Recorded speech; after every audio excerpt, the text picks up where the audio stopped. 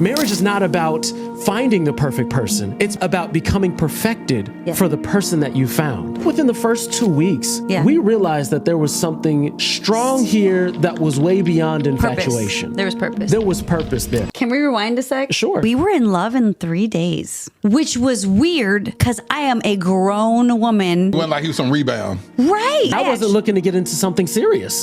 Did you feel a responsibility to marry a black woman?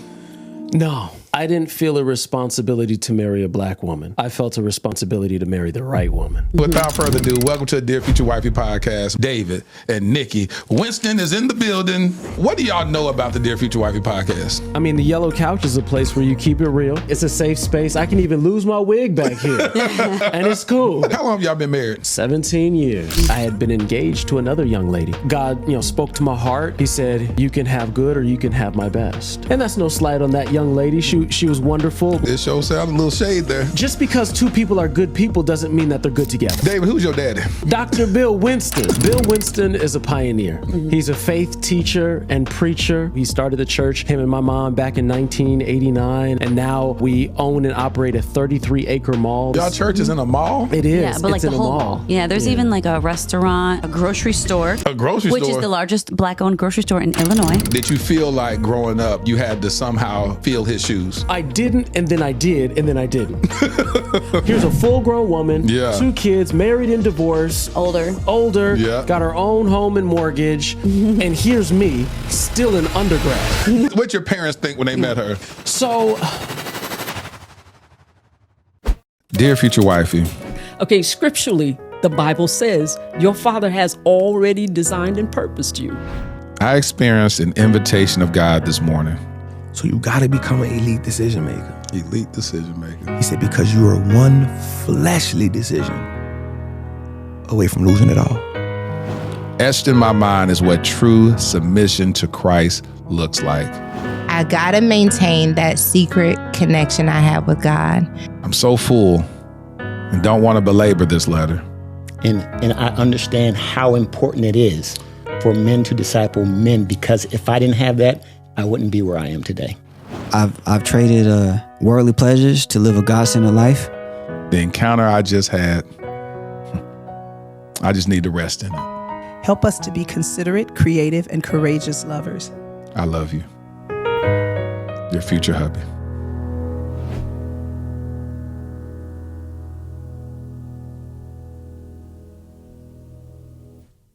Welcome to the Dear Future Wifey podcast. I'm your host, Laterra Whitfield. Listen, are you still shacking up with us? If you're still shacking up with us, can we get a commitment? Hit that subscription button and subscribe. Make sure you turn on your notification bell so you'll be notified about upcoming episodes. Are you listening to us on Patreon? If you do, thank you so much for joining us there, where you see behind the scenes content. There's going to be a lot of amazing stuff that we're going to allow you to see.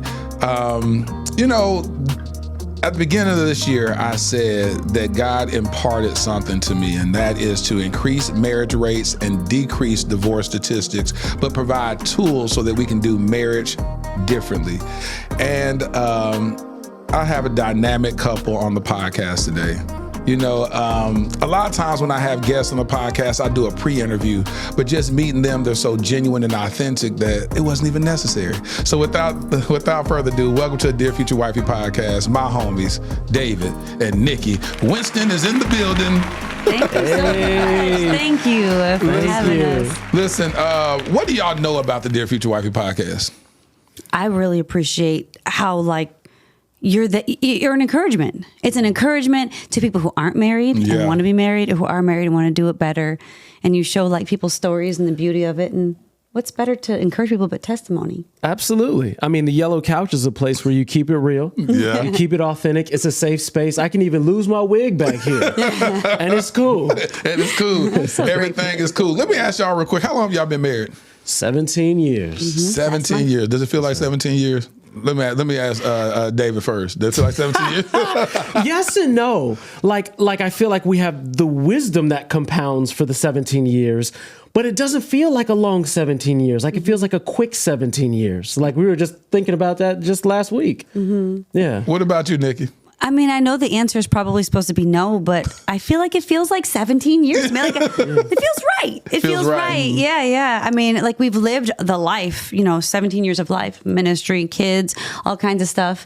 I feel like we have the flow of something longer. Yes. But definitely the enthusiasm of something younger. Yeah. Like I love my husband and I think he is fine and I like looking at him and my favorite outfit, I can tell you, is this tank top, his beater and his jeans, like when he's changing, like there's definitely do it for you right there. It really does. It still work on you. Come on, it still works. and same with me. Like I not only love my wife, but I like my wife. That's good. She's still as fine to me now, but actually more fine to me now than she was when I first met her. But I like my wife. Like I genuinely like hanging out with my wife. She's my best friend. I would choose her over anybody else any day. Yeah, we look forward to date night, stuff like that. So what do y'all normally do on date night? Usually what I want to do. Because I know what to do. Acquiesce to what she wants to do. Absolutely. But usually, we'll go out to eat. Maybe we'll catch a movie. Maybe if somebody's having a special something, we'll engage in that. Yeah. Or maybe we'll go out to karaoke. My wife loves karaoke. And so we'll do karaoke or maybe catch a comedy show or something. We like to laugh together. Yeah. Well, Niki, can you sing? I can sing. So you get up there and do karaoke, you be singing? Yep. I mean, I'd like to be like a little more modest about it, but and people, I've won a couple contests or whatever. People be eating their food and they're here and be like, what is happening? Because, usually don't get people who sing that well. And so it gets their attention. So, Niki, do you lead songs at church? Not lead. I sing background vocals. Really? Yeah, and it just happened. I just started, was it 1 year ago or 2? Maybe it'll be a year and a half. I mean, we've been there for, over 15, but something like that, year and a half, something like that. So you haven't led a song at all? No, I'm not interested. Why not? But you go to karaoke and steal the show? Well, have you ever seen Living Words Worship? Like, there are, as much as I can sing, there are a bunch of people who are better than me. Yeah, they don't need me to lead anything. However, if I was needed, I would answer the call of God. But even, joining them, people would be like, why aren't you on the worship team? And they would treat it like I was trying to run or escape or be fearful. I'm like, listen, if God tells me to be on the worship team, I'll be on the worship team. And then one day God did. And so, and it was confirmed. I appreciate the Lord because it was confirmed by a lady who was standing next to me that I didn't know prophetically. I was like, she's like, you sing, Niki, you sing. I was like, did you hear me or during praise and worship? Because I had just in that service felt like I'm going to do it. Wow. And then she said, no. And she's like, it's prophetic. And she started telling me what she saw. I was like, okay, thank you, Lord. I'll do it then. The same service that God spoke to you. It was confirmed. So literally within minutes. David, who's your daddy? What's up, Lit fam? This your boy, Laterra Whitfield, inviting you out to the Dear Future Wifey podcast 5-year anniversary event. It's going down in Greenville, South Carolina at Love Story Church. We've assembled a dynamic group of panelists. We got Pastor John and Aventer Gray. Yeah, they're gonna tell their story here straight from the horse's mouth. We got David Banner, Scott and KJ Smith Black, Arian Simone, Tierra R. Walton, and a special performance by my boy, David Michael Wyatt. Did y'all hear that? Did y'all hear that lineup? Oh my God, this is gonna be absolutely amazing. But the only way you can show up is going to dearfuturewifeytour.com and getting your ticket. So what are you waiting for? Hop off this video and go get your ticket at dearfuturewifeytour.com. Can't wait to see you there. Dr. Bill Winston. That name may sound familiar to some people, and for those that don't know who the illustrious, got to get real sanctified when you say the illustrious Bill Winston. Who is Bill Winston? Bill Winston is a pioneer. Yeah. He's a faith teacher and preacher. He believes in expanding the kingdom of God. He believes in empowering people. Teaching people faith. And, he says something, one of my favorite statements that he always says, no man can stop you from reaching your destiny but you. That's real. And so he doesn't believe in that victim mentality. And he believes that God's promises are for all of us. Yeah. And so, he started the church, him and my mom, back in 1989. And I was just a little shorty. We started on the west side of Chicago, after we had started in the house that we were staying in, where a woman opened up her house to us. But we started on the west side of Chicago, and God has just been so faithful to move us from season to season, place to place. And now we own and operate a 33-acre mall. That's where our sanctuary is. That's where our headquarters is. God has done so many things. We own and operate businesses. Y'all church is in a mall? It is. Yeah, but it's in a mall. Like the whole mall. Not like a strip mall church. Yeah, right. Let me make a difference. He already said 33 acres, so I caught the vision right there. 33 acres. So the sanctuary holds how many? About 2,500. Mm-hmm. And so y'all have y'all whole headquarters there? Yes. That is cool. Yeah, there's even like a restaurant, a bookstore, a grocery store. A grocery store? Which is the largest Black-owned grocery store in Illinois, which is really cool. Yep. Yes. Living Fresh Market, shout out. My sister actually manages that. Shout out to Melody. Yeah. See, I like it when people, like when churches understand marketplace ministry to that level. Y'all just say we're going to open up a whole market for real in our marketplace. Right, literally. We're going to open up a market. But that was Dad's background. He spent 14 years in IBM. Yeah. As one of the top salesmen, then one of the top managers. He was being groomed for upper management to go to corporate, but God called him out of that into full-time ministry. And people don't understand when you say your dad in that time, in that era, to be groomed in leadership like that, meaning he was trailblazing back then. Absolutely. Even in corporate America. As a Black man in the 80s in corporate America, he was doing something that was unheard of. Absolutely. Was it hard? Did you feel like growing up you had to somehow feel his shoes? So I didn't, and then I did, and then I didn't. I didn't because I grew up wanting to be a cardiologist. Oh, okay. And I wanted to be a heart surgeon. I always felt like that's what God put on my heart. I was like, I'm not called to full-time ministry. Bill and Veronica Winston are doing a fantastic job at that. And so, but it wasn't until my senior year at Oral Roberts University where God spoke to my heart and said that you've correctly heard the call, but you misinterpreted what it meant. Mm-hmm. He said, I've called you to be a spiritual heart surgeon. There it is.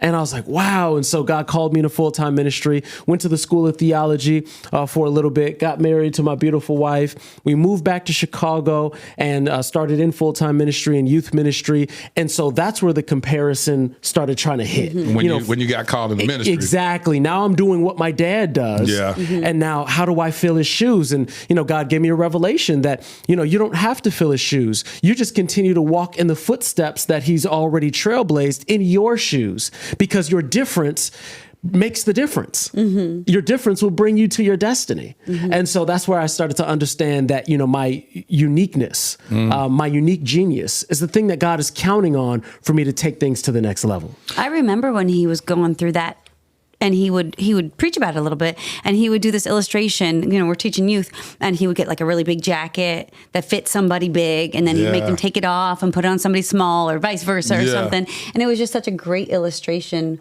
for it. And from his own life, he was being able to minister. So let's back up. How did y'all meet? Did y'all meet in Bible college? So I was going to ORU. It was my last year at ORU. But she had originally moved to Tulsa for Rhema Bible College, Rhema Bible School. She had been married and divorced, had two amazing sons. When we met, I think I was divorced for 4 years when we met. Something like that. Yeah, so she had two boys. And so we met through a mutual friend. Actually, as a matter of fact, I was getting out of another relationship that I had been engaged to another young lady. And God, spoke to my heart, and he said something very simple. He said, you can have good or you can have my best. But he said, this situation that you're in is not my best for you. And that's no slight on that young lady. She was wonderful. But David, it sure sound like it. It sure sound a little shade there. No, she really was. No shade to her. My best, you have my. Because just because two people are good people doesn't mean that they're good together. Yep. And that's what people, so please say that loud for the people in the back. Because sometimes people think that, I did an interview with somebody, one of my guests, and they kept saying, she said, well, why aren't you married yet? I said, I've been married before and all that. And he said, but why aren't you married again? You've been single so long. And he said, what was wrong with all the women that it didn't work out with? I said, what if I said all of them were great? And she said, but no, it has to be a reason why it didn't, like what was wrong with them. I said, I want you to reframe how we see dating. It's not that you're trying to find something wrong with the person to make it the reason why it ends. It can be that y'all are not aligned in things that make y'all individually who y'all are, but together it just does not work. Come on, single man having a revelation. Let me try to tell you just something. finding if that's the right one for you. Exactly. And they can be a great person, but they be like, well, no, it got to be something wrong. And I'm saying that's how you look at stuff. You try to find the faults in somebody to justify why y'all need to break up. Maturity is when you, in the dating and the vetting process, and if y'all going through therapy together, I believe in, before you get married, to go through pre-engagement counseling and be like, all right, now listen, now let's unpack. Does this work out geographically? One person may not be willing to move to the city that you live in. Somebody may not like whatever it is that you may do for a profession. Whatever it is, like you had to be understanding and submitted to the call over his life. What if you sat there and said, I'm not going to be married to a preacher? Right. And that would be a problem. It would be a problem. She's like, I don't care. Well, if you expect me to go to church, I'm not going to church. Then it's like, oh my gosh.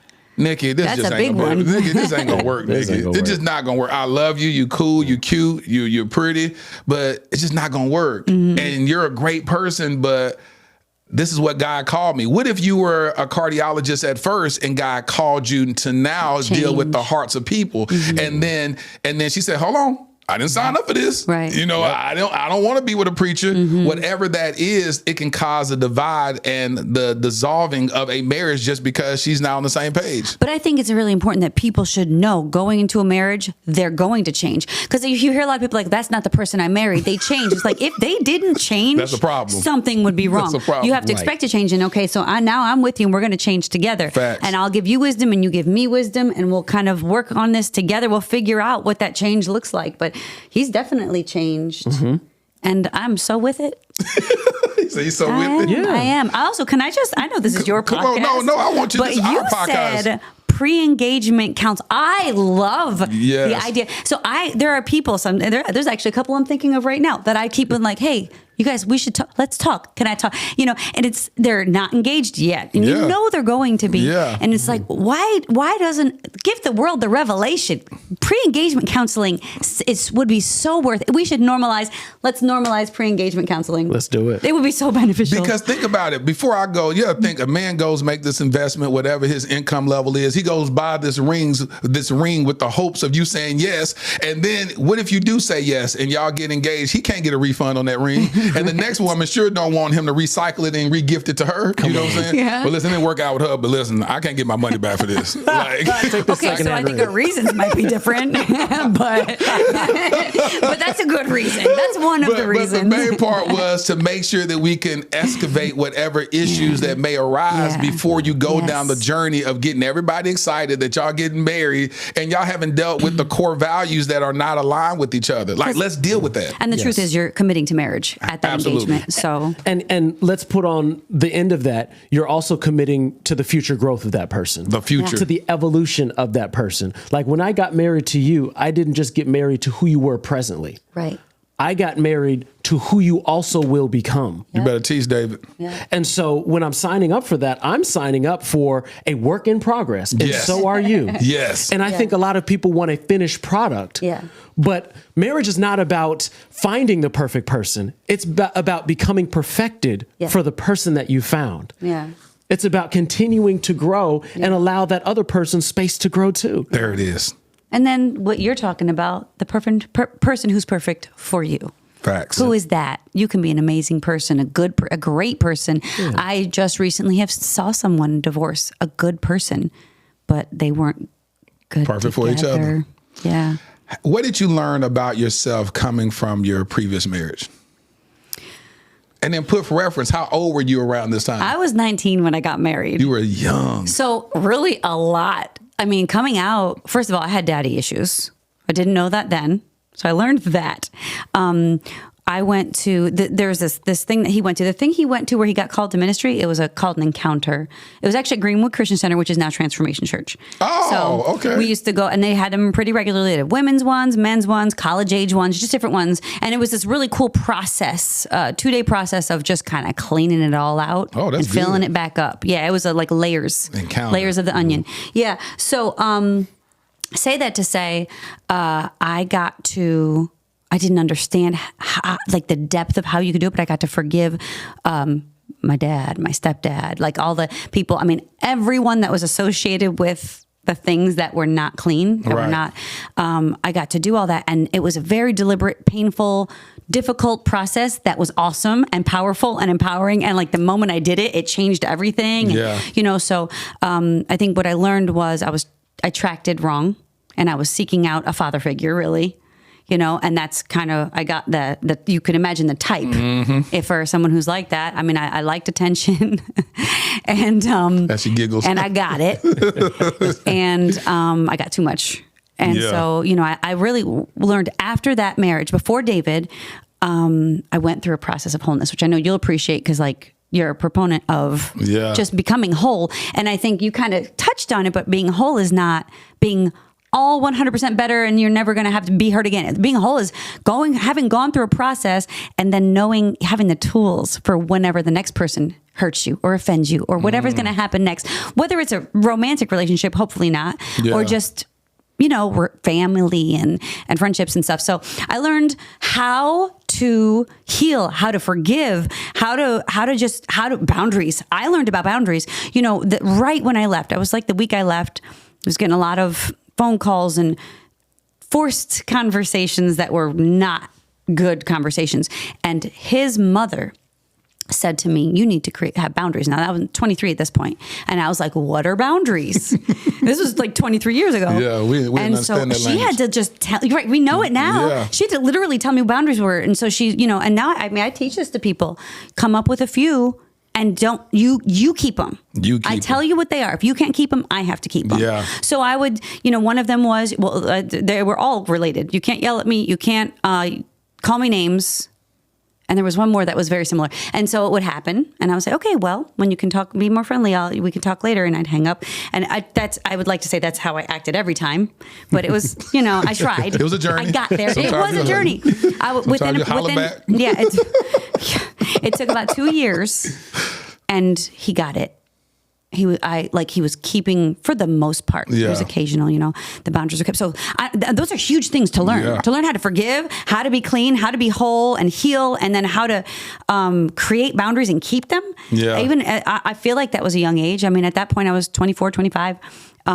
Those are the things I learned. And then, of course, after that, you start attracting better things. Yes. And you attracted my boy David. You attracted David. Yeah. this young man right here. Come on. So how did y'all meet? Where did y'all meet at? And so, okay, so after I got out of that other relationship, long story short, one of my best friends, Chuck, he connected us together. And we went over her house one day because Chuck was a friend of hers. And then I told her, hey, I need to do a sever of contract between me and my ex. I worked for Sprint at the time. And so she was like, okay, I work these days. I can come in and, you know, I help you out. You just come in. And so we came in. She helped us out. When I left, her coworkers and her friends said, oh, he was flirting with you. And I was like, no, he was not. Where are you, David? I don't think so. He doesn't think he was, but they were like, no, he was interested. Yeah. What they were like, was that his sister? You know, about the girl. I was like, no, it was his ex. You know, and they were like, no, that was awkward. If he wasn't flirting with you, then this was awkward. And I was like, no, I'm arguing for like 10 minutes, and these are like very good friends. This is awkward. I get a text message and it says, hey, this is David Winston. I got your number from Chuck. That was awkward, and I was like. He said that? Yes. I did. What they were saying. I was like, I think he was flirting with me. So he says he wasn't flirting with me, and I agree because I think so. I mean, that'd be weird. That'd be pretty so. shady, especially if she was there. But he's proceeded to ask me out, like hardcore, go in, try to get with me, and I was like, you're young. I was like, if you were 5 years older, I'd talk to you in a minute, but you're not. You know what I hit her with? Though. What you hit her with? Age ain't nothing but numbers. Come on, sure did. You done went on Aaliyah with him. You done went on Aaliyah with him. But I mean, I'm grown. I'm divorced. I have 2 kids, and this is what he texted me. I was like, oh man, oh Lord. Just give your boy a chance. That was basically it. So what's the age difference? How many years? 6.5. Okay. So it's 6.5 years. And you said, so then David, when you saw her, what was the goal? Were you like, I like her? Was it just infatuation at that age? Were you marriage minded? What was it? I honestly, I didn't even know what it was. Tell the truth. Like when I came into Sprint, I didn't even know what it was. Yeah. Right. Well, I'm talking and when so you saw I her. just felt something there. Like, I just want to see you again. Like, let's figure out what this is. So I came to see her at some offsite engagement that she had, and we talked, and then we went out for lunch at Noodles & Co. And we talked some more, and I think we were just kind of really feeling the conversation. And he said all the right things. It was vibing. It was a vibe, He was I was like, such a good communicator. I had just broken up about just over a week before with someone who was 14 years older than him. So in this, moment, he's about 7 years younger than me. I was dating someone who's about 7 years older than me. And just in that first encounter at the offsite, I was like, man, he can communicate. Like, oh. I had a couple words in there. Good. Couple words. Little words. Women love if a man can communicate. It was good. And so subject, verb, agreement. Subject and verb. And they all agreed. Well, can I say, so he's texting me that night talking about like this thing he was going to. It was actually hoops from Flavor from Flavor of Love. Yeah, You was going what? You was going to speak the game? No, it was just like some his party friends or something that one of my friends was having. So I was like, "Are you asking me to go with you?" Because he wasn't actually asking me, and he was like, "Yeah, you can go. You're so beautiful and something. You can go with me anywhere." I was like, "Okay, you seem like you're just saying all the right things." And he said, "No, I'm being genuine and honest." And it was like there was something. It was all text message. There was something about it that just I believed it. It was like, I stamped genuine and honest on him. Really? Like in my heart, That's good. Yeah. And I was like, he is. Okay. Yeah, let's do this. And go ahead. And so we went that night, had a great time, and we hung out. Long story short, we just hung out the entire weekend. And I want to say that, that was it. Like we were exclusive after that weekend. Really? We didn't not see each other almost every day, except for like if he had to go away or something after that. Was it a conversation that made y'all exclusive or just understood? I think it was understood, but I think quickly after that, we had the conversation about being exclusive. I asked her to be my girlfriend, take her off the market, right away. But I think within the first 2 weeks, we realized that there was something strong here that was way beyond infatuation. There was purpose. There was purpose there. I remember my sister Melody actually came in town maybe during that first month. Yeah, during that first month that we had met and got together. And I was like, Mel, this is the one. This is the one. And she was like, okay, all right, bro. Like, Melody's the coolest. Like, imagine the coolest girl you've ever known. That's her. And so she had a chance to meet her and let's see. When I graduated, so that was February. When I graduated in May, she hosted just kind of a little graduation. Can we rewind a sec? Sure. And I want to talk about the graduation too. Absolutely. I don't like. I hesitate to tell this. It's probably a decent sized audience to tell this to, but we were in love in 3 days, which was weird because I am a grown woman. And I had been dating. It's not like I didn't. It wasn't like he was some rebound, right? Yeah. And it was like so. I wasn't looking to get into something serious. I was like, what is happening here? Yeah. I like it though. So but it was how old were you at the literally time? 3 days. I was 22. No. You were not. Well, no. I was about to turn 22 when we met. He told you 22. It was a couple weeks prior to my 22nd birthday, so I did her like an 8-year-old, and I was like, I'm 22. You know, I was about 22. I was still 21. So he's like, my birthday's coming up. I was like, oh, good, you'll be 23. He's like, oh, well, about actually, I'm about to be 22. And but yeah, I mean, like we were in love. I mean, we were just. And you felt love at that moment, 3 days. Full on. And it was so strange because I had just got out of something long term. Yeah. I was trying to pick up the pieces of my life. I didn't really understand what was happening. I liked it. I didn't know if this was okay. Right. But yet I feel we're both like, is this possible? I feel like a depth to this. Yeah. There's some substance here that I know I have to explore. I remember having conversations with people and saying things like, I'm grown. Like, I shouldn't be feeling like this. Like, this is too quick. I should be skeptical. Right. You know? She said I should be skeptical. Yeah. Absolutely. And so my family came in town for my graduation a couple months later in May. And so she hosted a nice little, reception for the family that did come in town. Can I say something about that too? Had it at her house. She had a house. Yeah, she had a house. Oh, you had a house? She was a full-grown woman. Full-grown. Like, bought my house. Had a car, paid my bills. My friend Niki, she would say, if she wants boots, she can buy her own boots. If she's, that's how she talked about me. But so she knew about ministries, and I didn't really know who his dad was or anything like that. I knew other preachers, just not his dad, right? And so I told my friend Niki, who was the assistant at the time. This is over 20 years ago, to Carlton Pearson. Oh, yeah, Which I didn't, so she was she did a kind of dual role thing. Yeah. I say that to say, I was like, oh, we're going to eat dinner at my house. She's like, Bill Winston's coming to your house? I was like, yeah. She's like, what are you going to feed him? I said, lasagna. I'm making 3 types of lasagna. She's like, no. She's like, okay, all right. And she's like, I'm going to help you. So her daughter and another friend of ours came over in like black pants and white shirts and like served. Like, what a good friend. Because I didn't know better. You know what I mean? I was just, I have people around you sit on the couch, eat the lasagna. Yeah. And she was like, no, she got tables. She made sure there were chairs. My wife is so casual. I'm so casual. But your dad would have been cool with that, wouldn't he? He's a little bit more formal. Of it, but he would be accepting. He'd be like, what is this? Cool. It's not what he's used to. Right. But I mean, that's B-Dub. I mean, he might come through and expect something different. That was a real one, my friend. This is... Yeah, and this is the first time meeting. Just and kind I'm of like, first come impression. in, sit down, take your shoes off. Like, I didn't. You want something in the fridge? Yeah, go ahead, help yourself. And so they came like they were a whole staff. Like they did. Isn't that awesome? Like making you look real 14-year-old daughter. I didn't even know what was happening. Like they showed up. I was like, "What are you wearing?" Like, okay. They're like cutting. We've come and to help you not embarrass which yourself. Kinds of lasagna would you like? I love that. That's great. And so, what did your father? What your parents think when they met her? So I think they were concerned about the situationship, right? What was happening, because here's a full-grown woman, 2 kids, married and divorced, older, got her own home and mortgage, and here's me, still in undergrad, still trying to get my bachelor's degree.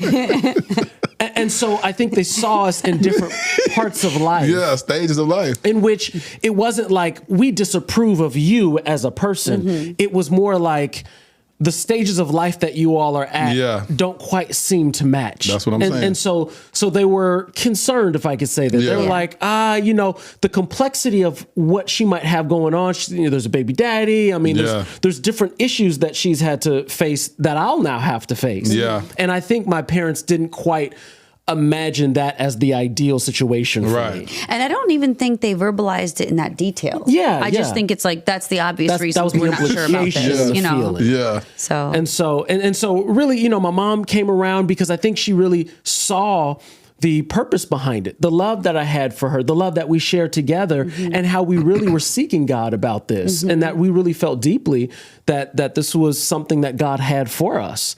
It took Dad a little bit longer to come around, but he came around, and I understand now as a parent of adult sons myself, the love that you have for a child. And so they came from a loving place, and it wasn't coming from a place of trying to keep me away from something that God wanted for me. But I learned in that situation that I had to seek God for myself.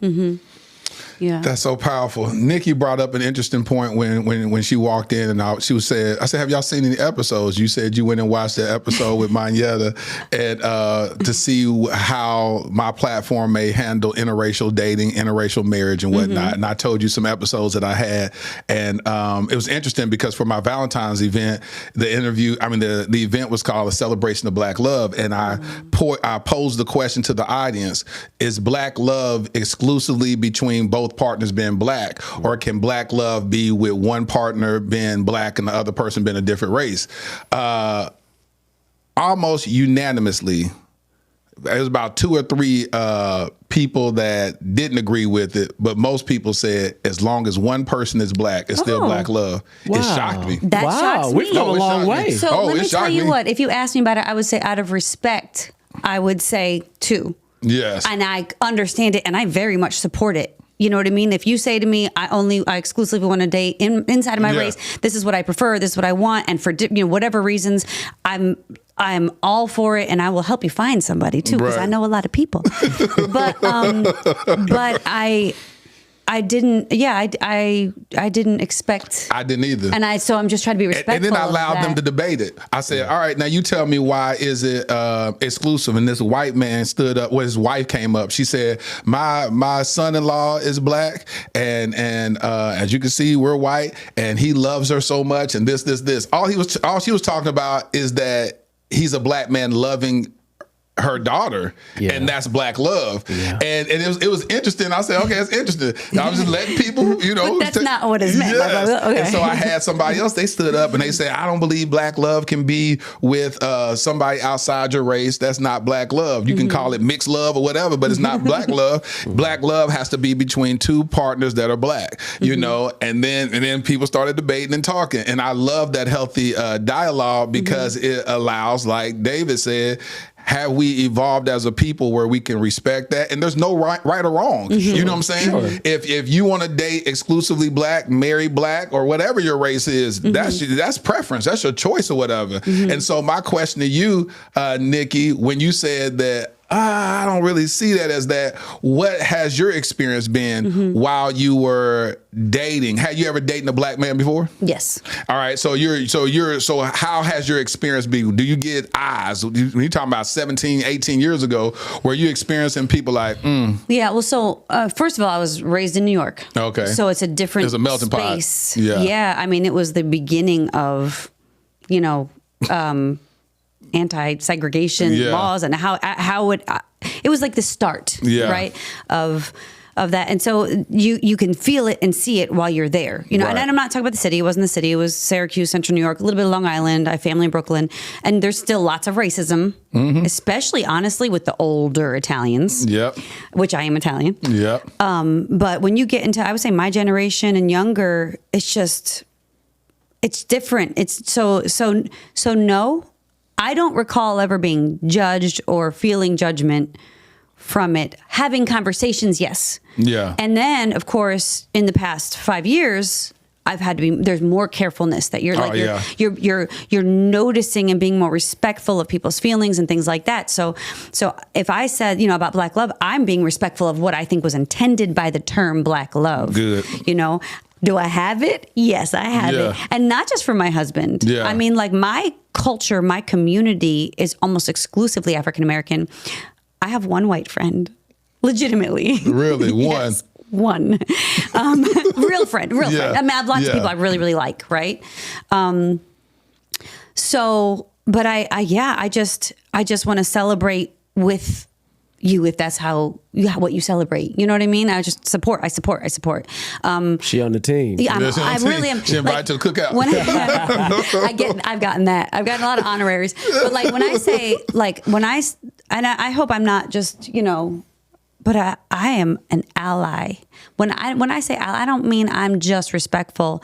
I mean, I go out of my way to be careful and make people uncomfortable about understanding Yeah. to respect the Black experience. And I'm talking about white people uncomfortable. Yeah. Like, I mean, Yeah. there was a time for my timeline, my feed was really a little uncomfortable for people, I'm sure. And I was just Black positivity was my goal, and I would post about it and post like, you know, just kind of because it was weird. It was ugly. Yeah. The social media was ugly. Especially during that whole George Floyd stuff and all that. Yeah. And then just to kind of our programs that we like, I serve in a deep way the Black community, and I do it from the bottom of my heart, not because I have to, you know.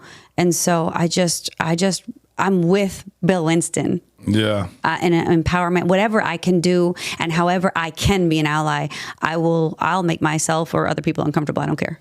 David, let me ask you this: did you feel a responsibility to marry a Black woman? No.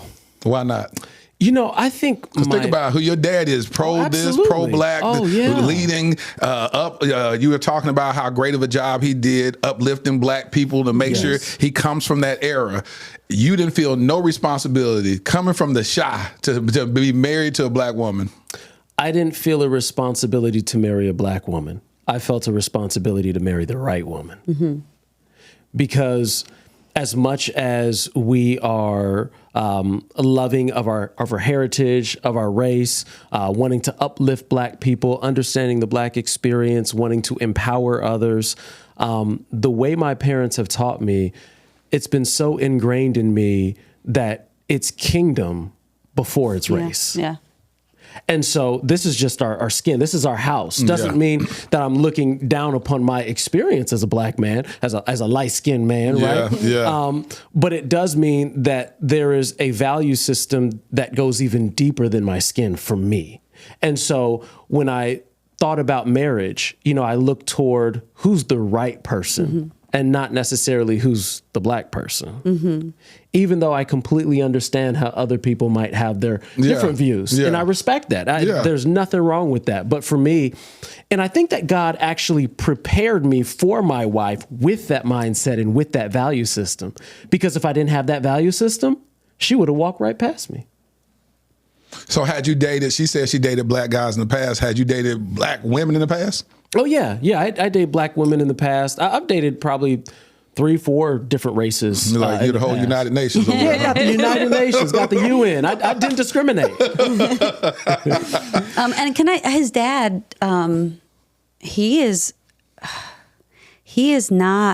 he's pro God. He's pro kingdom. And I mean that, like, we've had conversations where we were supposed to do something on the South Side. You know, he wanted us to. And I'm like, are you sure we're the right people? Like, am I the right person? I don't want to. Yeah, are they going to, like, would it be better to have some? No. Yeah. I mean, no, that's not how I think. No, is there someone better? I'm really concerned about their experience. You know, saying they couldn't receive you. Yeah. Yeah. And he's like, no, I think you're the right person for them. And I mean, he's just so. His thinking is so high level. I don't know how to, when he preaches about, you know, they don't like to buy from Black people when he talks about IBM. And he said, who are you talking about? Like, he doesn't think, like, he doesn't identify, he identifies as kingdom. And so he'll talk about it. But I think that's the idea is bring people to that mindset. So you're not thinking, you're thinking kingdom. And he really, like, he lives that part out. My race definitely had nothing to do with his feelings about me. As a matter of fact, we've discussed it multiple times. That's good. And he is good. And he loves diversity. We're actually trying to work a little bit on diversity. So in the church and stuff? Yeah. Yeah. What is the percentage? Just 100% Black? No, I wouldn't say 100%. I mean, in the 90s. But, you know, we definitely like to diversify that. And what we found, and you know, through a lot of her research and work, is we found that for the younger generations, diversity is a lot easier. They like diversity. Exactly. It's just harder for the older generations. Yep. And so, you know, we found that, you know, when we start speaking to younger crowds, diversity will start to happen as a byproduct. Yep. That's good. And so family saying, I don't know about this. Nothing wrong with her per se. Just y'all at different stages of life. How did y'all vacillate in that space? What happened? Did you? Because clearly y'all didn't care. But but what happened? How did it go? Did that put a little doubt in your mind, David? Did you start trying to date her secretly and not tell your parents? So like, how did you work through that space? So we continued on and continued to move forward. I'd say up until that point, that was probably one of the hardest seasons that I had gone through, because I was going through almost a separation where I was not David, their boy's son, their young man's son, but I was David, his own man, who's about to make his own decisions. Facts. And I think we kind of came to a place where I think my mom, she started to see and understand that, okay, David, he's about to make his own decision. He's a grown man now. Yeah. And I think she really kind of came on board to understand that and support that. And it took Dad a little longer, I think, to come on board. But I think eventually he understood and saw that there was kingdom purpose here, and that it wasn't just for our happiness or our own personal fulfillment. And it wasn't just infatuation. There was something that was real here. And I think whenever you see something that's real, you have to respect it. You do. Yeah. You do. And to give you the steps, we in Tulsa, we did premarital counseling, and we went through all those steps, and we wanted to get married. I mean, he was kind of waiting for Dad to come around. Yeah. And but we wanted to get married. I will say this: we knew early. Yeah. And God actually spoke to each of us individually, and He bought a ring in June, and He waited 3 months with the ring for timing, because He knew He wanted to marry me, but He wanted to, and I think this is important. God tells you something, you don't have to do it immediately. He wanted to get engaged at the right time. So He fasted for 3 days. It was the first time He fasted that long. I remember I fed him at like midnight the last night. He said, fast broken, come eat. Yep, I gave him good food. And then He ended up asking me to marry him in September, 3 months. And so, again, all with the help of our premarital counselors. And then he said, our premarital counselor said, I just want to have a conversation with your mom before we marry you. Because we were and I was just letting him lead. Oh, y'all was about to get married. We were about to get married. So even if you didn't have the buy-in of your parents, they just going to have to find out y'all got married. Yeah. Yep. And we got married in her living room. My boys walked me down the hall. So how many from the day you set eyes on her and the day you said I do, what is that time span? It's about 13 months. Yeah. So a little over a year. And you bought the ring month 10? No, June. So that was month 6. Month 6, month 5, maybe. Mm-hmm. You knew it at that point. We had known even before. This 22-year-old said, let's make a confession. So we made a relationship mission statement 3 or 4 months in. Yeah, and I'm like, who confession. is this? Of course, I don't know if you know Living Word, you know that prayer confession is in the culture. So we still have a whole page prayer confession. I still say it every day to this day. But we've been Over brought y'all's together marriage? to be, David, you don't give me some depth. Come on. Yeah, I walk in on him. Because I knew what was necessary for the proper foundation if this thing was going to thrive. Yep. See, using the principles. Bill Veronica Winston taught me well. Using the principles to marry me. Come on, I put the word on it. But we knew we were brought together. We weren't like, ooh. I mean, we were, honestly. But like we knew we saw and felt purpose. Yep. And so we knew we were brought together to be more powerful force for the kingdom of God. It was like we were kind of walking toward the Lord, and then we met each other and it was like, it was like a Kairos moment. Yeah, and I feel like that's how you know. If you're Christian, that's how you know. You just start beelining. We bring each other closer to God. Yeah. And if you're like, I'm farther from God since this relationship, it's probably that's not the right person. Preach, girl. It's not the right person. What's the fruit? They will motivate you toward God and His purpose for your life. The fruit tells the story of the root. Amen. So we got married. And then You're about to wear me out over here. a month or two later, something like that, his mom was like, I'm going to come visit you. And so he was like, okay. And so it's coming closer. He's like, hey, so he's texting her. So just when you come, things might be a little different. Because he's like living in my house now. I done moved in. Yeah. I got a closet. He's like, things might be got different closet than space. you expect. And so she texted back, when did you guys get married? She had already picked it up in the spirit. Yep. So actually, that encounter thing, that thing that he heard from God, I took her to one of those, a women's one. And as we're walking into the church in like the little, the two doors, the outside doors and the inside doors, she stops like abruptly and she walks faster. She was ahead of me. So I'm like, and she turns around, she goes, I'm so glad you're my daughter-in-law. And then she just kept going. I was like, thank you, Lord. That's what I needed. Validation. Yeah, validation. I was like, oh, thank God. And how long were y'all married before she texted and said, I'm coming to visit? That was about a month or so. Yeah, a month or two, something like that. It was early. And so they wasn't mad like, I didn't get a chance to see y'all wedding and ask you to do a do-over? She understood. Yeah, she understood. But, in having conversation with my mom after that, she would have liked. Yeah. She would have liked to be able to give away her son and see that moment. But, my mom is a soldier. And she understands sometimes what it takes to follow God. And another thing, what's required to operate in masculinity and manhood. Because when the Bible, and I had Whitney, we talked about Whitney being on the podcast. No, not Whitney, but why did I just forget my boy's name? Good Lord. What's the Heath? No, it's a guy named why I forget my boy's name? Anyway, they was on the podcast. He gonna get me for that. It happens to all of us. Yeah.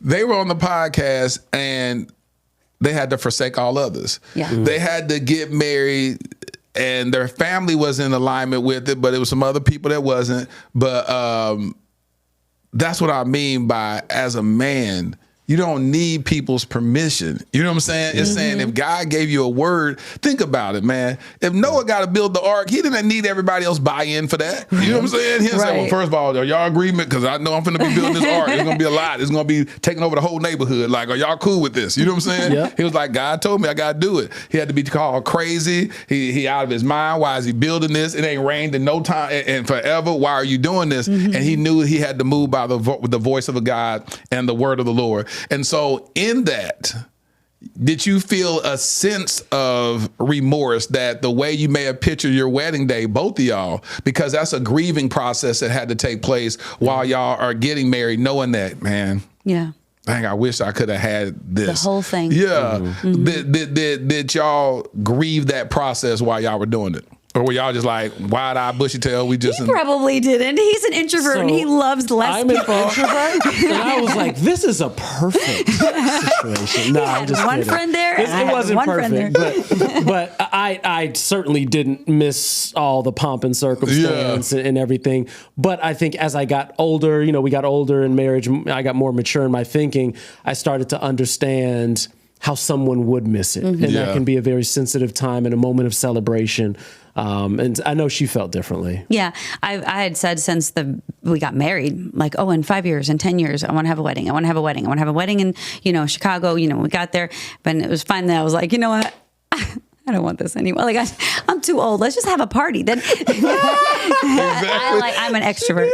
So, no, but we just invite all my friends and you pay for it. Invite my friends, you pay for it. We didn't do it though, and now I'm okay. I mean, we gonna give you what you deserve. At 20, that 20 come around. Maybe at 20, that's right. I don't know. The 20-year vow renewal. Make what kind it of big. dress I'm gonna be able to wear at 20 years? Oh, you can wear whatever dress you can wear whatever you like. That's Living Word Christian Center approved. I'm just kidding. You gotta come down to your ankles. No shoulders. No shoulders. No shoulders.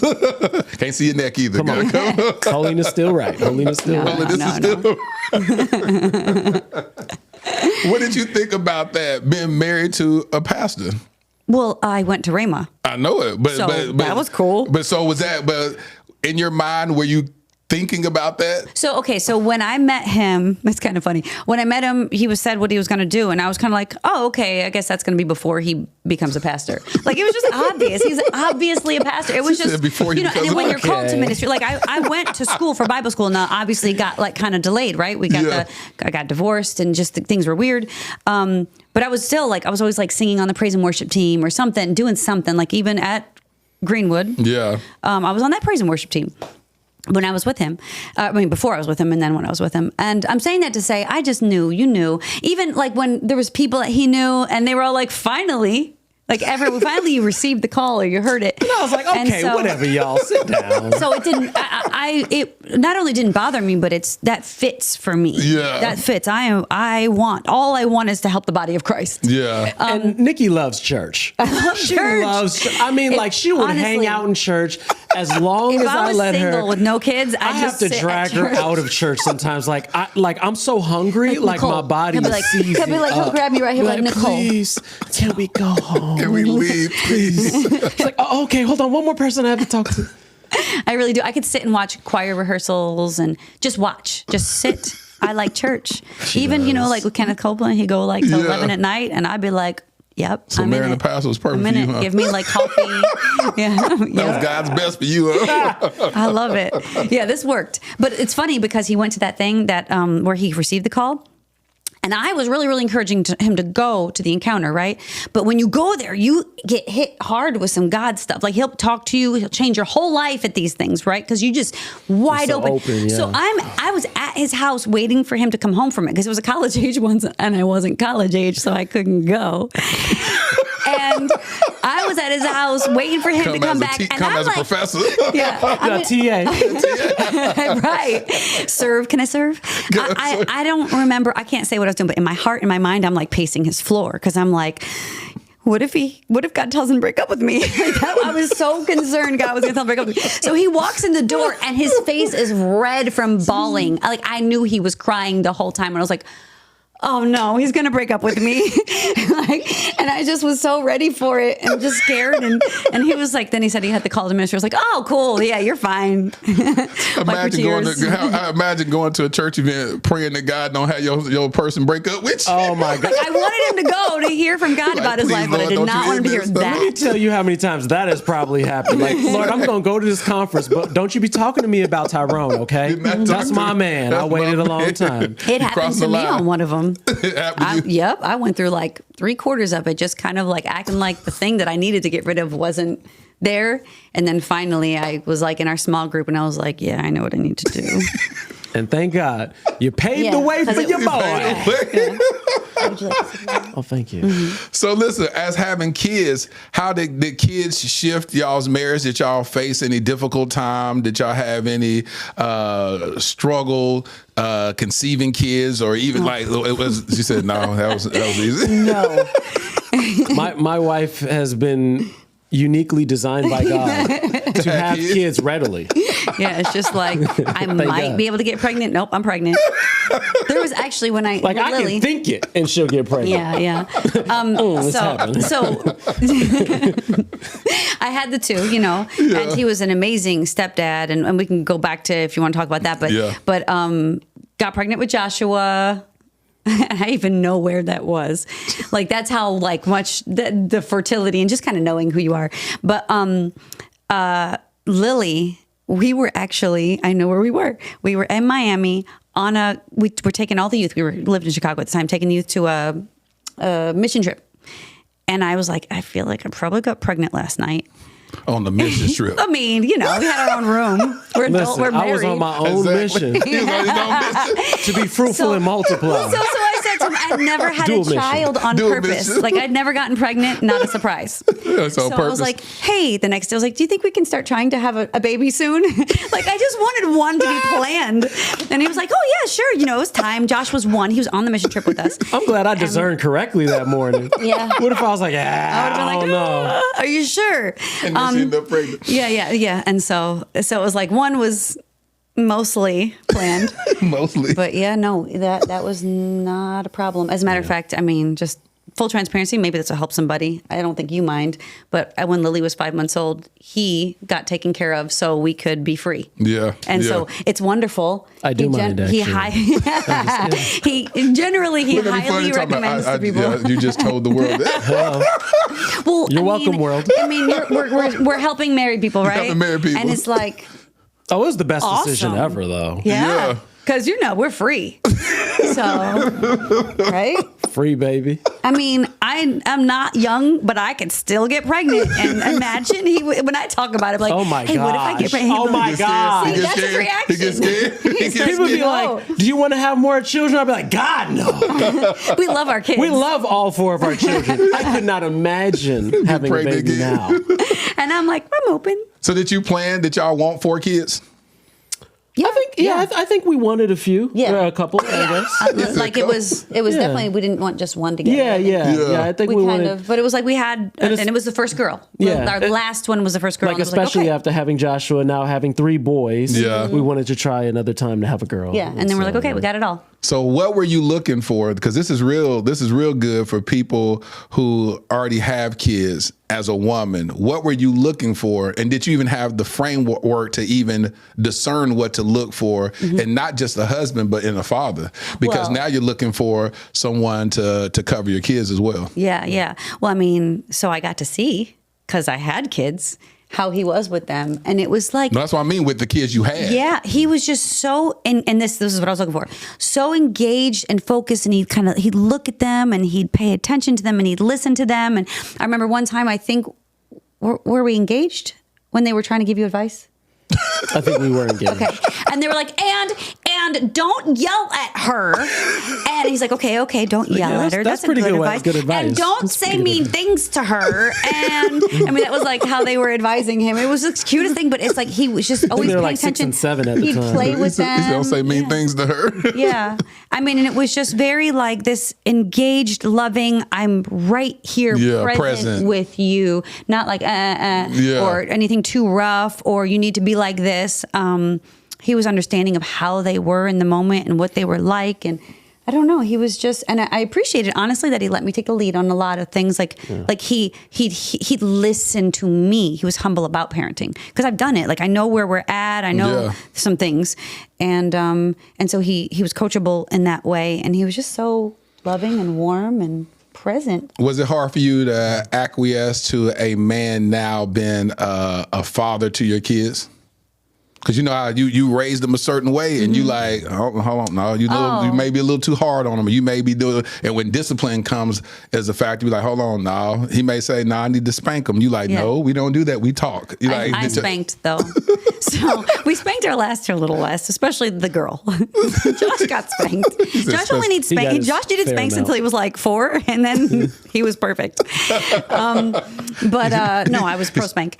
Did we ever have like parenting with the big boys? I don't think we ever had really issues. I actually think we did a good job communicating. I think, and I actually honestly give you a lot of credit for that, because I think you kind of spearheaded a lot of those conversations to say like, hey, let's talk about this, or, this person, this son needs to be disciplined, and, how to approach that. And so you were always so pro me being a stepfather to them. Not just like somebody who's learning to like maybe be a father and I'm your husband right now, but like you allowed me to be a stepfather. Like it's like you endorsed my parenting. Yes. Even though I wasn't maybe in my eyes a qualified parent yet. Yeah. And I really appreciated that. Yeah. Yeah. And he did awesome. I think that we both agree. So I've done a lot of research. I mean, it's been a long time.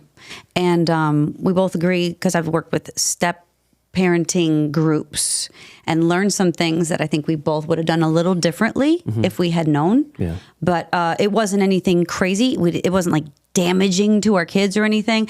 He filled holes because their father was still in their life. That's what I was about to ask you. Was the father still present? But let me just say, he filled a lot of holes where he was intelligent enough for the second one that could respect him. He needed, like, Jordan needed someone highly intelligent and to a degree philosophical, and that could have deep conversations, who could beat him in chess for a long time. I don't know if he can anymore. Chess was our thing. But he needed, like, that's how you get his respect, is like, some of that. And so he had that. And then Jake needed someone who was soft and kind and caring and kind of like, nurturing, and who accepted him just like he was. And he had that. And so he just filled holes that there were holes. You know what I mean? And he was what they needed. And I didn't even know. But what we learned, and this might help, is some things that you maybe ask the kids what they want to call the person. Because we said, you're going to call him dad. I asked him. And I agreed. I mean, he's paying for them. He's taking care of them. He's fathering them. And so, we learned later that maybe you're supposed to let that come slowly and let them decide. Although I feel like at that point they would have wanted to. Yeah, they were. And then certain types of discipline, they say, let the biological parent take the lead on discipline, which I took the lead in, like with coaching and stuff, but he would discipline them, and kind of come to find out maybe it would have been good to just be more patient, like let that take some time to get there. And so it wasn't anything bad, like I said. Not You're talking about damage, those groups they teach, let the biological parent take the lead in discipline. Take the lead. So every time until until indefinitely. Not every single discipline. Yeah, you'd be like, child, 23 years old. No, not indefinitely. He'd be like, I've been sitting around this kid's life since they were 2 years old, and I can't check him. Right. Like, and I think it's more like, if they're young and you're spanking and stuff like that, like, maybe wait. In their developmental stages. There's a point at which there's a shift or, that kind of thing. I just, learned we just maybe jumped quickly. And it wasn't, again, it wasn't it wasn't detrimental. Right. It didn't traumatize them at all. But he did a good job. Yeah. He did a good job. And that's what I'm saying. It's interesting because we have these books that tell you something, but then y'all have the lived experience that may differ in opinion of what some psychologist said would be healthy. Yeah. And it's like, well, where's the truth? The truth is what the wisdom of God gave y'all to cultivate whatever it is in y'all's relationship. Because if you look at a book, it may tell y'all shouldn't have got married at the time y'all got married. Right, you know what I'm saying? Right? And that's the key right there. Yeah. You take the wisdom, and then you also submit it in prayer to the Holy Spirit to allow him to customize the plan that you're supposed to follow. That part. Because there's not a one size fits all for everybody. Yeah. As y'all in ministry, it's interesting because you're not just his wife that's arm candy in ministry. You function highly in, as a co-pastoring position with him. Was that hard? Was that hard to shift in that? Was that something that you fought for, or was that something David said, no, you my wife, this is what are your dreams? What are your ambitions? What has God called you to walk in? And he created and curated this space for you. Or were you one of them women that be like, I don't care what you say, I'm finna go get it however I'm gonna get it. Like, what is this? What is this personality? How does this work? Because ministry, and I'll say that because a lot of times in ministry, it can be sexist. And so you can have a ministry where a woman's gifting isn't as respected in the body of Christ. Right. They'll lean into the scripture that says women are supposed to be quiet in our church services. So you be quiet and you're not permitted to lord over men and teach nothing about men. You sit down, you be quiet. Now, can I address that first? Yeah, go ahead. Because she can go off. There she go. All right, Niki done woke up now. Here we go. The reason that reading that in context and with historical context, first of all, women couldn't read at that time, especially Jewish women. They were property. They were not taught to read. They were illiterate. Why would I want to learn from someone who can't even read the scriptures? And whereas the men not only were most were literate, they were more literate. They were also taught to memorize the scriptures, and the women weren't. So not only can you not read them, but you don't even know them. Yeah. Right? They're not in you. So what are these women doing in the church, right? What are they talking about? So there's that. That's just take that, put that there. Of the historical context. First of all, no, they probably shouldn't have. Not because they were women, but because they didn't know what they were talking about. So it's like taking a 6-year-old and letting them teach in church. Then, I mean, it is what it is. Now we can read. I can read. Come on. I'm educated. My woman can read, I y'all. can read. She educated. She educated. And then the culture, right? They were what do you call it? Separated. Converted to Christianity, to the way, right? The culture of that time, not the Jewish people, but the Corinthians, their culture and where they came from, they were worshiping a goddess where it was the more loud and yelling you could be in church, the better your worship was. And don't imagine like, oh, praise the Lord, not that kind of loud. Shrieking. Like holler, shrieking, like almost like you're being murdered. Yeah. If you could be louder and more dramatic, that was better worship. I've been to churches like that. So imagine, I kind of have too. So imagine like you're in a church service and this is what some women are getting up and doing. Yeah, holler. It's disruptive. It's not even worship to your God. Our God doesn't want that. Yeah. Right? This is what they were just trying to, they thought they were worshiping well. Right. But because they were ignorant, this is what they knew. This is what they thought they were doing a good job. So don't stand up. Don't talk. Don't speak in church. Just be quiet. Because you're getting up, you're screaming in the middle of service while someone's probably trying to teach and ask questions and what have you. And so there was a good reason for all that.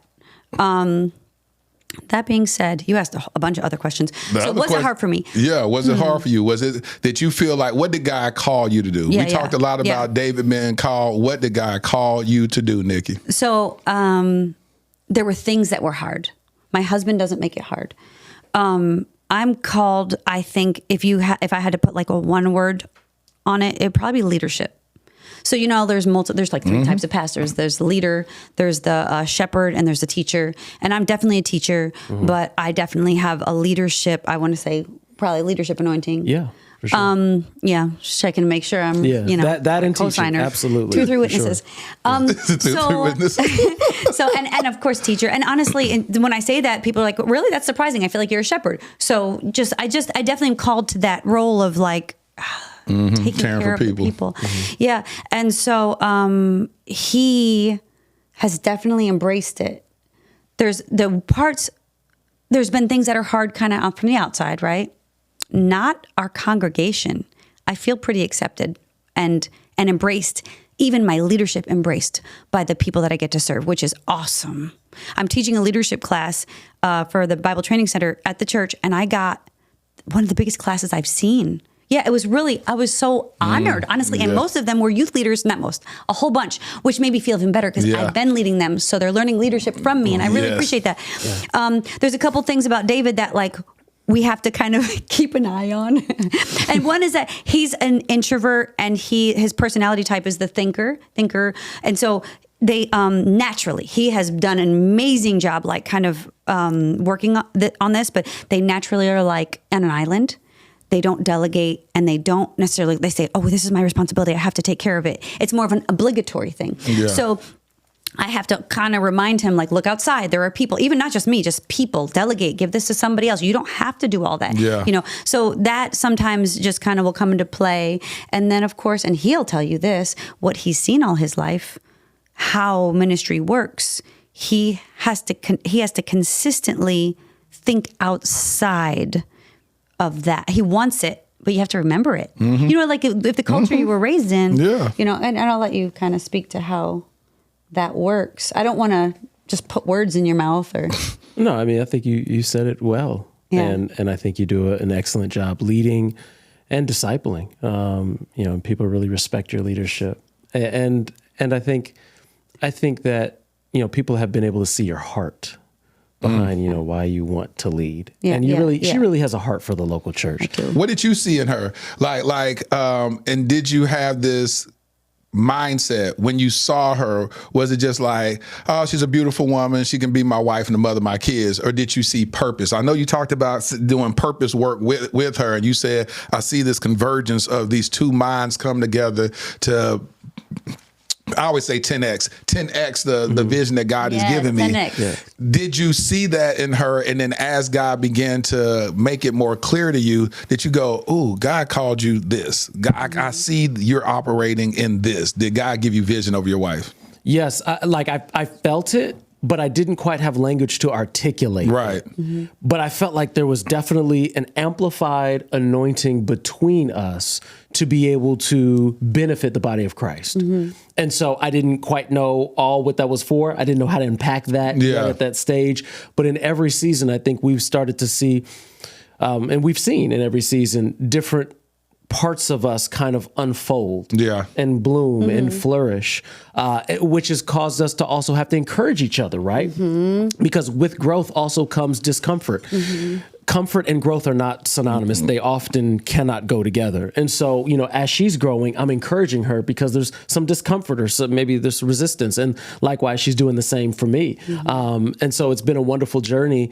And as we kind of go into new spaces, new seasons, new assignments, I've had to do a lot of Sunday leading our services, back home at Living Word Christian Center, because Dad was having some health things happen last year. And so she did a great job encouraging me last year and keeping me built up and, getting me what I needed as a support system and, even taking care of kids and, and Lily's basketball schedule, and travel AAU basketball and stuff. But she did a fantastic job. And that was the support I needed and Joshua. And so that was the support I needed. And I think that's what makes a good marriage, right? Yes. To support each other and the different seasons that you're in, knowing that it's not one or the other. It's both and. Yeah, and he's super supportive, and he very much believes in me. And he'll send me texts sometimes in prayer. He'll get a word about, he's such a good leader, and he has these opportunities just for leadership, and he does such a good it's here we need you lead this, and then it's just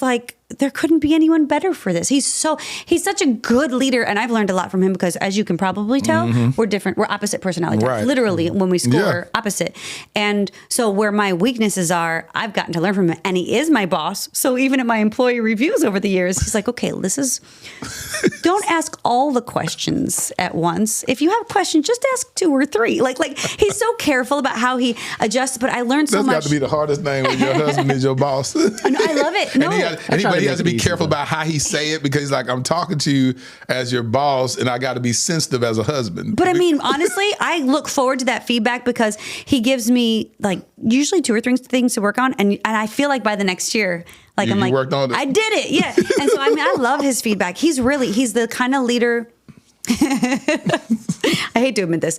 I'm the kind of leader that's come on, follow me. I got the answers. And he's the kind of leader that just walks and everybody just wants to follow him because he's just so good at leading. I appreciate that. So thank you. You just want to follow him. She said, y'all follow me. I'll take you where you go. Learning from him is just how to soften and everything is just so good. Yeah. So what makes this work as we get ready to wrap this up? David, what makes this work? Humility. Yes. Looking to continue to grow. Also being selfless. And just having a heart for your spouse. Good.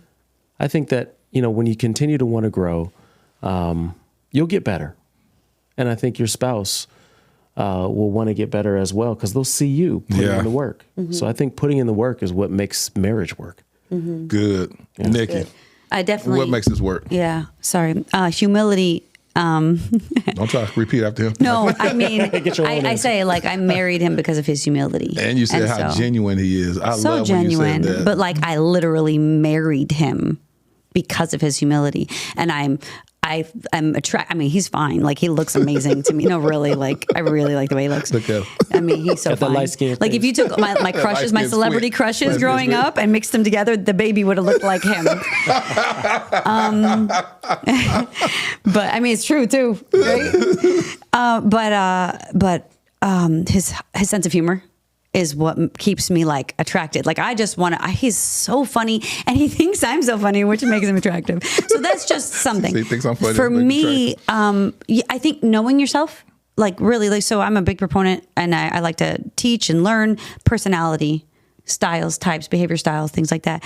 And so if I know myself, I know my weaknesses, I know where I can keep needing to adjust, where I need to be careful. So if I know that I am strong and I'm influential, then even in our dating time, when he held that ring for 3 months, I was taking my influence and backing off and just being patient and letting him do whatever it was he felt called to. Well, and so as a woman, I think you are the most influential person in your husband's life.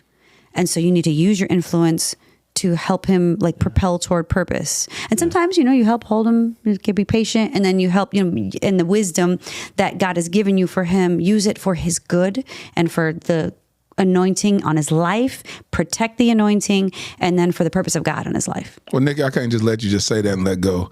You said you use your influence to back off. Well, okay, so no, I am influential. Yeah, so but I could have, when he had that ring, we knew we were supposed to marry each other. He had the ring. I could have been like... So you actually knew he had the ring? Oh, yeah. He showed it to me to make sure I liked it. He's like, I found one, I think, because I said, I don't need a diamond, just make it like sentimental. And he's like, I found one and it's got a diamond and it's like, it's a diamond. So and he showed it and then held it and said, wait, I want you to wait to the time that God tells me to give it to you. Absolutely. And I feel like I did a really good job of waiting. Like I just waited until he felt God told him to ask. That is powerful. I mean, it is. I feel like it's powerful about him. It's powerful that he fasted. He already heard from God that I'm his wife. He fasted for 3 days to find out the timing to ask me. That to me is like, and that's what I want to ask you real quick, David. I'm trying to let y'all go because y'all got to get to the airport. But the question is this: the last question is, why was it important to wait on that point? And what did God reveal to you that was the reason why you had to wait X amount of time? I think waiting on God and trusting God can often be very synonymous, right? And sometimes it's an exercise in just trusting God. But purpose is often very time sensitive, right? Yeah. Baby born too early becomes something that is very concerning, right? And so you have to wait the 9 months, because if you wait the 9 months, it's going to be healthy and it's going to be everything that you wanted it to be, right? Yeah. And so, Ecclesiastes, there's a scripture that says that there's a time and season for every purpose under heaven. And so I believe that it's an exercise in having faith in God. And, we could have just jumped the gun, but I think God was helping us to understand in marriage and to be successful, it takes trusting me and trusting me alone and letting me guide this process. Mm-hmm. Listen, how can we support you? Y'all got some things that we can support? We're going to promote your social media handles and what else y'all got so the Lit fam can support you. Absolutely. I'll let you go first. Oh, well, we actually have a couple books to give you. One is, I wrote the two of them. Why are you worried? I think we just forgot to pull them out of the bag. But one is How to Win Him.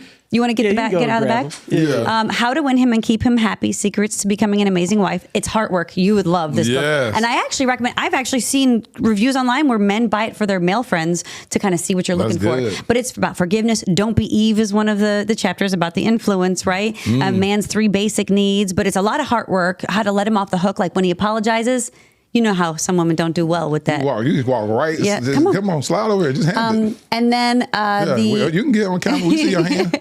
Yeah. And then so that's this one, this little white one. And then this is Biblical Truths Concerning Divorce. How to Win Him and Keep Him Happy. Hey man, that's good. I need every wife right here. I need all the wives. And pre-wives. And anyone who wants to be married too. Biblical Truths Concerning Divorce and Remarriage. And so this will set people free who have been divorced and are concerned about what the Jesus said about it. Yes. This actually clarifies, honestly, translations, it's been mistranslated, and it clarifies what is actually meant by divorce is not the way we look at divorce. And so, and it's the hermeneutic is solid. It's the precedents from the beginning, from Genesis to Revelation. This is agreeing with the entire Word of God. But it's like, you are free.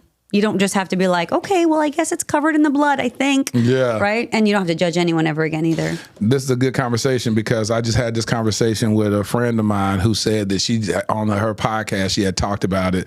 And there was some pushback to some things from a few people.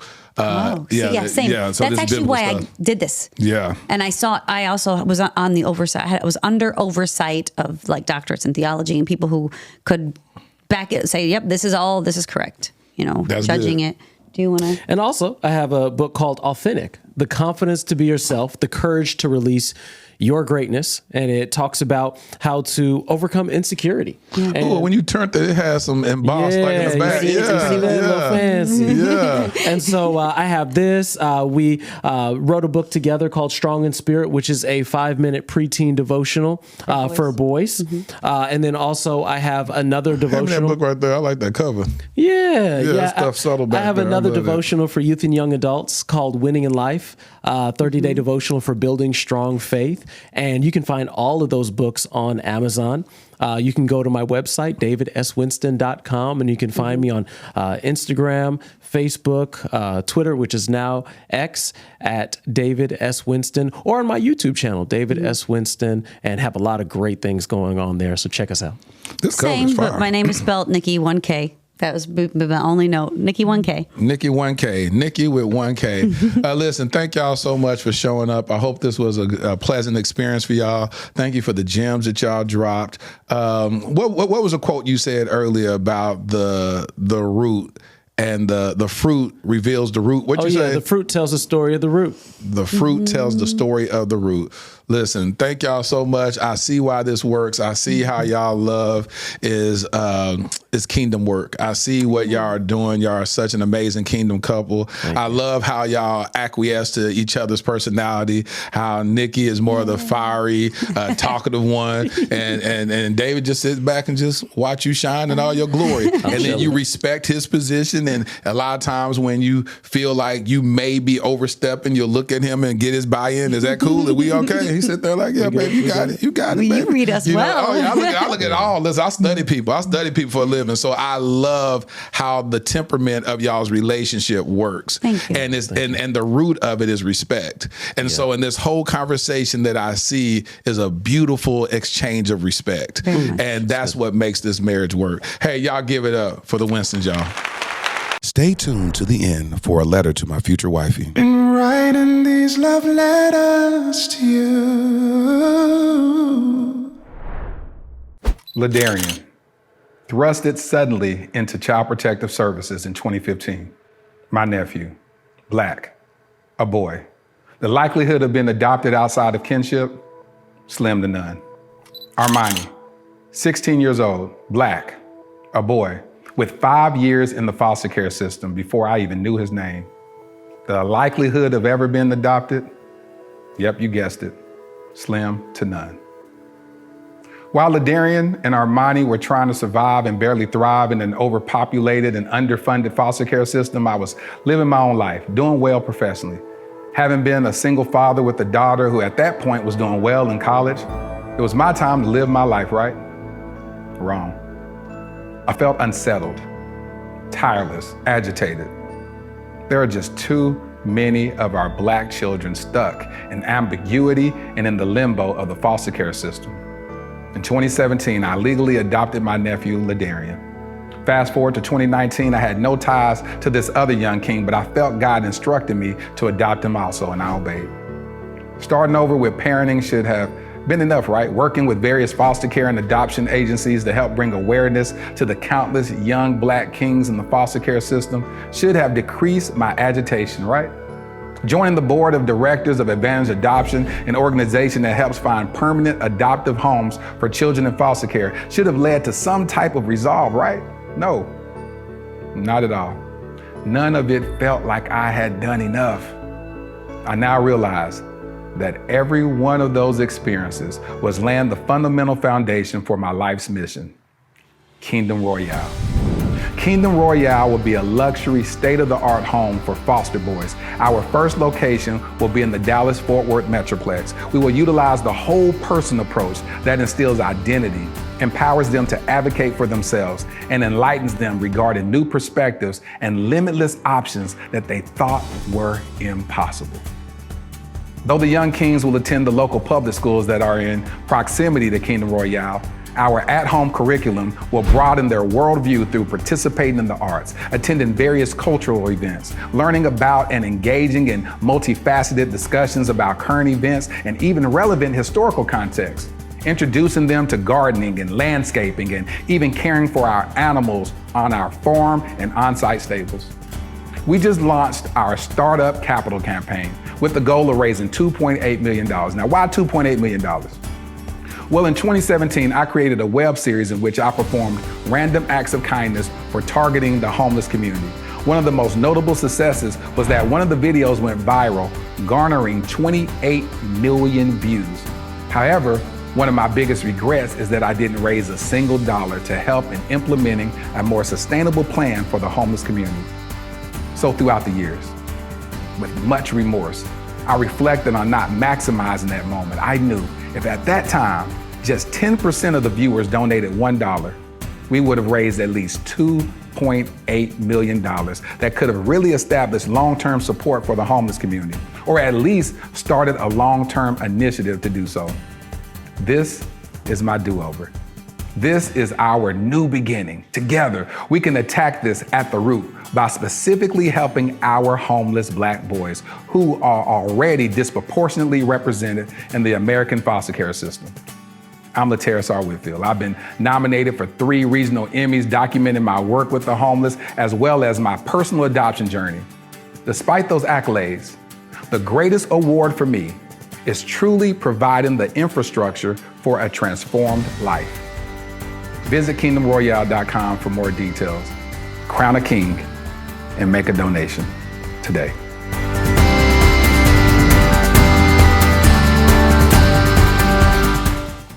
Didn't y'all enjoy this episode? This episode was absolutely powerful. I love how the Winstons, they showed up lit. You know, that's the mantra of the podcast. We live intentionally and transparently, and they did exactly that. Well, here's my favorite part of the podcast where I speak to my future wifey.